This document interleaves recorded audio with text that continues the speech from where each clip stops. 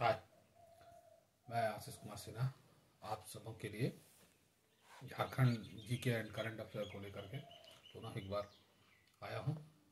आप सबों से अपेक्षा है कि मैं सेलेक्टेड प्रश्न लेकर के आता हूँ ताकि आने वाले जो एग्जामिनेशन हैं उसके लिए आपका जो है ज्ञानवर्धन हो सके और आप अच्छे तरीके से उसको जान सके। तो आज का मेरा जो टॉपिक है वो Jharkhand current affair plus GK है।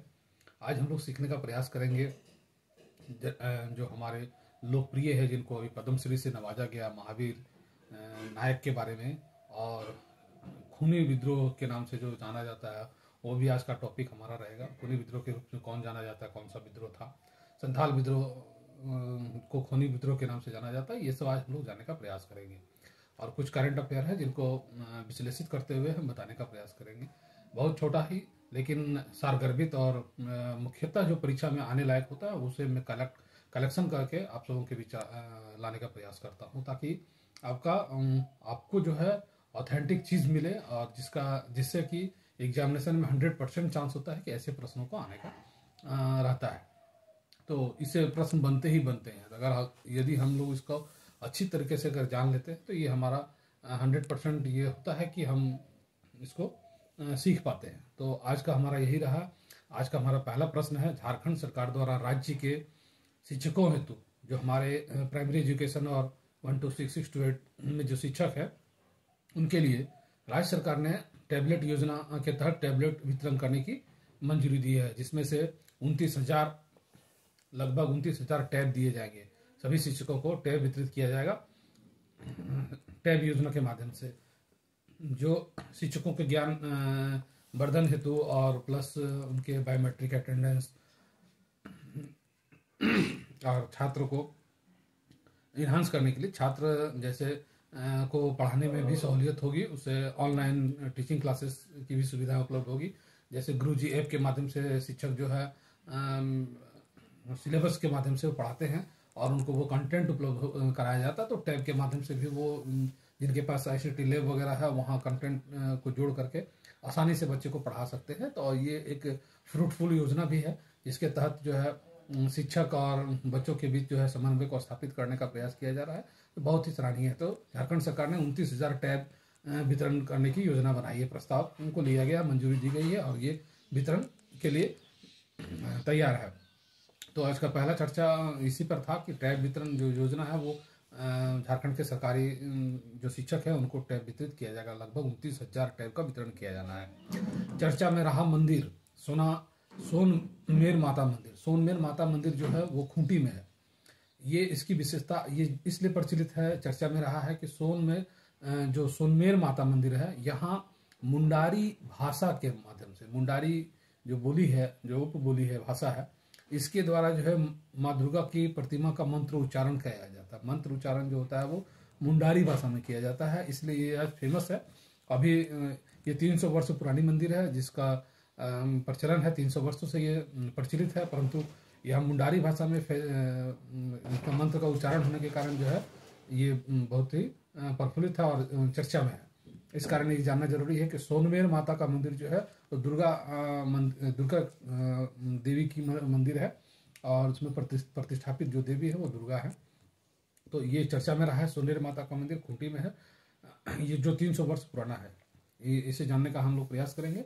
और सबसे है इसका मंत्र जो उच्चारण, जो पूजा करने की विधि है वो मुंडारी भाषा में ही सारी पद्धति से किया जा रहा है। तो ये इसीलिए चर्चा में रहा है। झारखंड स्टेट ओपन यूनिवर्सिटी का नया कैंपस जो है अनगढ़ा प्रखंड में बनाया जाएगा। तो ये प्रस्तावित है, अनगढ़ा प्रखंड में जो है झारखंड स्टेट ओपन यूनिवर्सिटी का नया कैंपस का निर्माण किया जा रहा है, जो अभी चर्चा में है। जीवन धारा प्रोजेक्ट के बारे में आज जानते हैं। जीवन धारा प्रोजेक्ट ऐसे तो लगता है कि LIC का प्रोजेक्ट है, लेकिन ये जीवन धारा प्रोजेक्ट जो है वो अभी चर्चा में है। वो कोयला प्रोजेक्ट के तहत ये जीवन धारा का नामांकन रखा गया है। कोयला प्रोजेक्ट है जो CCL के माध्यम से, CCL के अंतर्गत भुरकुंडा कोयला क्षेत्र में स्थापित है। ये अभी चर्चा में रहने का मुख्य कारण इसका है कि इसको जो है 18 वर्षों में इसका जो अनुमानित उत्पादन है वो 180 लाख टन का अनुमान रखा गया है। तो ये प्रोजेक्टेड है और CCL के माध्यम से किया गया है, जो 18 वर्ष में अनुमानित है कि 18 वर्ष में ये 180 लाख टन कोयला का उत्पादन करेगा। तो इसलिए इसी कारण ये चर्चा में रहा है, जिसे हमने जाना। आवश्यक था वो है जीवन धारा प्रोजेक्ट, जो सीसीएल भुरकुंडा में पाया जाता है। इसका लक्ष्य जो है 180 लाख टन निर्धारित की गई है। और अब हम लोग जानते हैं अभी जो चर्चा में रहा है झारखंड विभूति श्री महावीर नायक, जिनको जो है पद्म श्री 2025 में दिया गया है और ये बहुत ही फेमस है। तो महावीर नायक जो है वो हमारे बहुत ही लोकप्रिय और इनके बारे में आज हम लोग जानेंगे। ये नागपुरी गायक, लोक गायक हैं, नागपुरी जो है ठेठ गवैया हैं, और जो जिनको पद्म श्री से नवाजा जा रहा है 2025 में। तो इनके बारे में आज हम लोग जानेंगे। ये संगीतकार और गीतकार है नागपुरी ठेठ के। इनका जो गांव है वो है उरुगुड्डू गांव कांके में है, जो रांची के कांके प्रखंड में है। उरुगुड्डू गांव के निवासी हैं वो। और महावीर नायक जी का जन्म जो है 26 मार्च 1942 को, अभी लगभग आयु उनकी 82 वर्ष है। और 1942 में इनका जन्म हुआ था 26 मार्च 1942 को। ये ठेठ नागपुरी संगीत के लिए जाने जाते हैं, ठेठ नागपुरी संगीत के लिए विख्यात है। इनका नाम महावीर नायक है। इनके पिता का नाम खुदुडू नायक है, खुदुडू नायक, जो मर्दानी झूमर के नर्तक थे। मर्दानी झूमर के नर्तक थे ये। जो मर्दानी झूमर होता है नागपुरी में, वो उनके नर्तक थे। और ये भी कला संगम से जुड़े हुए हैं, जिस कारण इनका भी इससे बहुत ही लगाव रहा। और ये उनके जो कार्य को इन्होंने फलीभूत किया और पूरे भारत में अपना परचम लहराया, जिनको आज पद्म श्री से नवाजा गया है। तो इसके बारे में हम लोग जान रहे हैं। संगीत नाटक अकादमी पुरस्कार इनको भी प्राप्त हुआ है 2022 में। 2022 ये संगीत नाटक से जुड़े हुए थे। ठेठ नागपुरी के प्रसिद्ध गायक और संगीतकार हैं, जिसके लिए इनको संगीत नाटक अकादमी पुरस्कार 2022 से नवाजा गया। इनको प्रफुल्ल सम्मान 2019 में दिया गया। 19-20 के सेशन में इनको प्रफुल्ल सम्मान से 2019 में नवाजा गया। और लोक कला रत्न पुरस्कार 2014 से इन्हें सम्मानित किया गया है। तो ये बहुत सारे जो इनको पुरस्कार भी मिला है। लोक कला रत्न 2024, प्रफुल्ल सम्मान 2019, संगीत नाटक अकादमी 2022 और अब जाकर के पद्म श्री 2025 में इनको प्राप्त हुआ है। तो ये बहुत लोकप्रिय पॉपुलर गायक है। इनसे प्रश्न बनते ही बनते हैं, इसलिए इनको जानना अति आवश्यक है। इनका जो है ये जो स्टेज शो करते थे, 1000 से अधिक स्टेज शो इन्होंने किया है। और इनके गायन की जो पद्धति है बहुत ही अनोखा है। और जब ये गाते हैं तो इन्हें भिनसरिया के राजा के रूप में जाना जाता है। जो महावीर नायक है, तो इनको जो नाम दिया गया है वो भिनसरिया के राजा के रूप में जाना जाता है। अर्थात स्टेज शो जो है रात भर चलता है। और रात भर में जब भिनसरिया मतलब सुबह में जब लोगों को नींद आने लगती है और जब उबास आने लगता है और जब मजा का जो है जब क्या बोलते हैं नाटक या मंच, जो नाटककार हैं जो मंचन कर रहे हैं, तो उसमें से थोड़ा सा निराशा की भाव आती है उबाई के तरफ से, नींद के आगोश में। तब उस समय जो है इनके जो इनका प्रदर्शन रहता है और लाजवाब होता था, जिसके कारण इनको भिनसरिया का राजा कहा जाता है। सभी का नींद इन्होंने उड़ा देते थे और इनके गीत संगीत में सभी लोग झूम जाते थे। तो इसीलिए सिमडेगा के लोगों ने इनको भिनसरिया के राजा के रूप में नामित किया है। तो सिमडेगा के जो लोग थे उन्होंने इन्हें भिनसरिया के राजा के रूप में जाना जाता है। और सिमडेगा जिले के लोगों ने इनको भिनसरिया के राजा के रूप में नॉमिनेट किया है। इनका कार्यकाल जो है वो ये काम करते थे एचईसी में। और ये इनके लिए जो मुख्य तथ्य था, मैंने प्रयास किया महावीर नायक के जो मेन टॉपिक्स है जिनको आपको जानने की आवश्यकता थी, ये हमारा आज का टॉपिक था। इनको हम लोग जाने हैं महावीर नायक के बारे में। और आज एक और प्रसंग आया था कि किस विद्रोह को खूनी विद्रोह भी कहा जाता है। एक टॉपिक आता है, हमेशा बार बार ये आते रहता है। तो खूनी विद्रोह जो है वो संथाल विद्रोह को खूनी विद्रोह के रूप में जाना जाता है। संथाल विद्रोह हम लोग जान रहे हैं कि संथाल विद्रोह के जो नायक थे सिद्धू कान्हू, चांद भैरव और फूलो झानो, ये आपस में सभी भाई बहन थे जिन्होंने इस विद्रोह का नेतृत्व किया था। और इस विद्रोह को जो है जो अपने लोगों के साथ लोहा लेकर के इस विद्रोह का मुकाम तक पहुंचाया था। तो इसके जब खूनी विद्रोह को संथाल विद्रोह का जिक्र हुआ तो संथाल विद्रोह के बारे में हम लोग कुछ जान लेते हैं। संथाल विद्रोह को खूनी विद्रोह के रूप में जाना जाता है।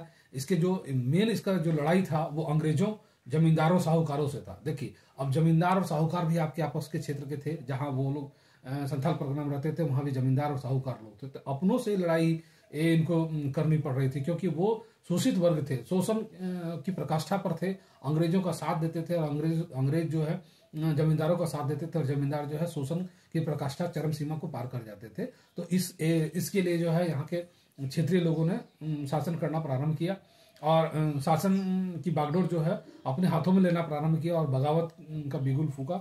यहीं से संथाल विद्रोह का प्रारंभ होता है। इसके मेन राजा है सिद्धू। सिद्धू को जब संथाल विद्रोह प्रारंभ हुआ तो इसमें सिद्धू को राजा घोषित किया गया, कान्हू को मंत्री घोषित किया गया और चांद को प्रशासक के रूप में नॉमिनेट किया गया और भैरव को सेनापति के रूप में नॉमिनेट किया गया था। इस पूरे संथाल विद्रोह का जो नेतृत्व करता था, इसके इनकी दो बहनें थी, फूलो और झानो, जिनका ही सराहनीय योगदान रहा है इस आंदोलन में, तो उन्हें भी हमें जानना है। तो इस तरह से हम लोग बारी बारी से उसको जानने का प्रयास करते हैं। इस विद्रोह को संथाल परगना की प्रथम जन क्रांति भी कहा जाता है ना। और इस जो सिद्धू कान्हू के माता पिता थे उनके बारे में हम लोग जान लेते हैं। सिद्धू कान्हू के माता पिता का नाम चुन्नी मांझी और माता सुमी थी। तो और इस विद्रोह को अन्य नाम से भी जाने जाते हैं, जैसे हुल विद्रोह, संथाल हुल, अन्य नामों से भी हम लोग जानते हैं, खूनी विद्रोह, ये सब जो है इसी विद्रोह का अलग अलग नाम है। तो और इस विद्रोह के बारे में जो कुछ तथ्य आए हैं, कार्ल मार्क्स ने कहा कि संथाल विद्रोह भारत की प्रथम जन क्रांति थी, है ना। संथाल विद्रोह जो है भारत की प्रथम जन क्रांति का श्रेय कार्ल मार्क्स ने दिया है कि संथाल विद्रोह जो था भारत का प्रथम जन क्रांति था। तो इस तरह से और भी है। इस आंदोलन को मुक्ति आंदोलन भी कहा जाता है, के नाम से भी जाना जाता है। मुक्ति आंदोलन के नाम से इसलिए जाना जाता है कि इससे बहुत सारे लोगों को जो है जमींदारों के खिलाफ, प्रशासन के, अंग्रेजों के खिलाफ, अंग्रेजों को बाध्य होकर के यहाँ जो है संथाल परगना टेंडेंसी एक्ट लागू करना पड़ा। और बहुत सारे जो आने वाले जो प्रकरण थे उसको वो लागू किए ताकि जल जंगल जमीन की रक्षा की जा सके और यहाँ के जो जनजाति क्षेत्र है उनको सुरक्षित रखा जा सके। तो ये सब परिणाम था संथाल विद्रोह का, जिसके कारण इसको मुक्ति आंदोलन भी कहा गया। तो ये सब हम लोग को जानने का है कि जिसके कारण जो है ये सब प्रश्न बनते ही बनते हैं। इस आंदोलन में दो बहन फूलो और झानो का अहम योगदान था, ये जान रहे हैं।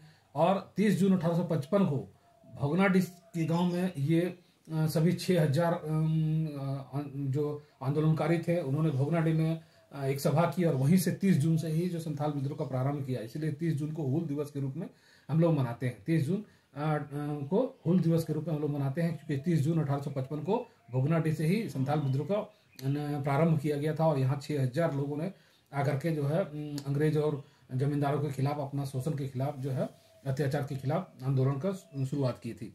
तो इस विद्रोह के दौरान जमींदार, महाजन, पुलिस और सरकारी कर्मचारियों का नाश का नारा दिया गया। इसका मुख्य नारा यही था कि जमींदार, महाजन, पुलिस और सरकारी कर्मचारियों का नाश करना ही हमारा परम कर्तव्य, पहला मकसद है। तो ये नारा देकर के उन्होंने इस विद्रोह को बढ़ाया था। तो और बहुत सारे इसमें और भी बहुत सारे चीज़ है जिनको हम लोग को जानने का है, बहुत विस्तार से जानेंगे, लेकिन बहुत इंपॉर्टेंट टॉपिक जो है छोटा छोटा है। इस विद्रोह में क्षेमा सुंदरी जो पाकुड़ की महारानी थी, मैं ऐसी चीज को ला रहा हूँ जो आपको पता नहीं होगा, इसीलिए मैं उस टॉपिक को दोहराने का प्रयास करता हूँ। जनरल तो सभी लोग जानते हैं, लेकिन कुछ ऐसे चीज होते हैं जो प्रश्न में आ जाते हैं और अचानक लगता है अननोन, संथाल विद्रोह से ही था लेकिन हमने इसको नहीं पढ़ा। जैसे क्षेमा सुंदरी का जिक्र मैं कर रहा हूँ। क्षेमा सुंदरी पाकुड़ की उसमें की रानी थी, महारानी थी, और संथाल विद्रोह के जो नेतृत्व करता थे उन्होंने क्षेमा सुंदरी से सहायता प्राप्त मांगी थी कि आप हमारे आंदोलन को सहायता प्रदान करें।